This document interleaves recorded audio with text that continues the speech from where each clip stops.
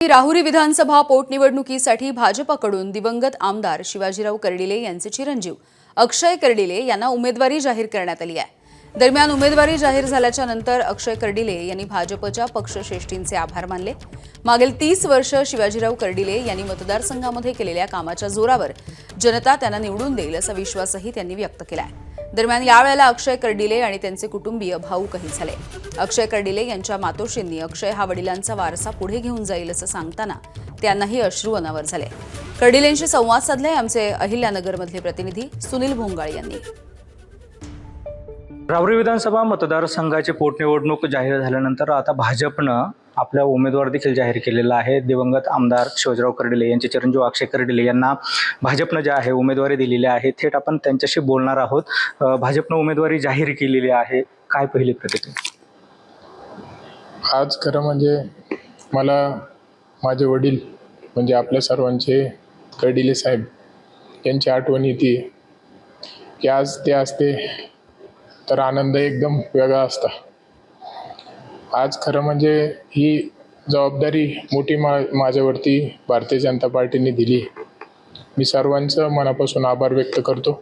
निश्चित या संधीचं येणाऱ्या काळामध्ये चांगल्या दिशेने जसं साहेबांनी 30 वर्ष आपल्या पार्टीचं व जनतेची सेवा केली तशीच सेवा माझ्या माध्यमातून देखील मी करत राहीन एवढा विश्वास देतो आणि सर्वांचे मनापासून आभार व्यक्त करतो। कशी रणनीती असणार आहे, कारण आता साहेबांनी तर काम केलंय, त्या कामाची पोचपावती मिळेल असं वाटतं?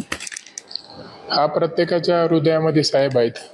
30 वर्ष झाले राजकारणाच्या पलीकडं एक भावनिकतेचे संबंध प्रत्येकाशी साहेबांचे आहेत। कुठंही सुख असो दुःख असो कुठलाही व्यक्ती असो साहेबांना सहभागी केल्याशिवाय 30 वर्षामध्ये एकही कार्यक्रम कोणाचा झाला नाही। आज 5 महिने झालेत साहेब आपल्यामध्ये नाहीत, पण मला कुणीच अशी जाणीव होऊन दिली नाही की साहेब आपल्यामध्ये नाहीत। तेवढंच प्रेम तेवढाच आधार प्रत्येकाने देण्याचा पूर्ण प्रयत्न केला आणि अशी मला जाणीव होऊन दिली नाही की साहेब आपल्यामध्ये नाहीत।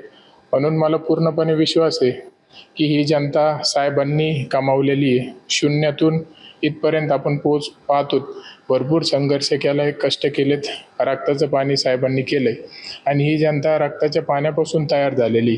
त्याच्यामुळं कुणीच कुठल्या प्रकारचं मला असं एकट्याला सोडणार नाही। पूर्ण विश्वास आहे मला की पूर्णपणे ताकदीने माझ्यासोबत एक परिवारासारखे सगळे उभा आहेत आणि राहतील। कॅमेरा पर्सन प्रसाद सह सुनील भोंगळे, एबीपी माझा, अहिल्यानगर। एबीपी माझा, उघडा डोळे बघा नीट।